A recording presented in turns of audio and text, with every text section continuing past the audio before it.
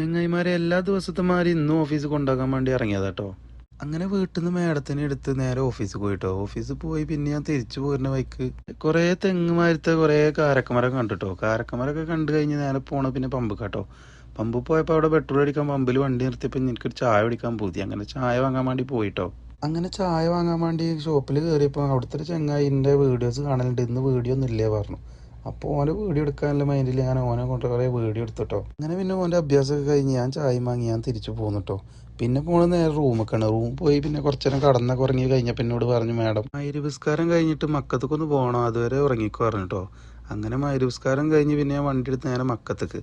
അവിടെ എത്തിയപ്പോൾ ആദ്യം കാണുന്നത് നമ്മളെ ക്ലോക്ക് ടവർ കേട്ടോ. അങ്ങനെ ക്ലോക്ക് ടവർ കുറച്ച് നേരം നോക്കിന്ന് പിന്നെ അവിടുത്തെ പാർക്കിൽ കൂടെ ഒക്കെ കുറച്ച് നേരം നടന്നിട്ടോ. അങ്ങനെ നടക്കുമ്പോഴാണ് മൊബൈലിലേക്ക് ഒരു മെസ്സേജ് വന്നത്. മെസ്സേജ് നോക്കിയപ്പോൾ എനിക്ക് 1000 സബ്സ്ക്രൈബ് ആയ എൻ്റെ മെസ്സേജ് വന്നാട്ടോ, കൺഗ്രാജുലേഷൻ എന്നൊക്കെ പറഞ്ഞിട്ട്.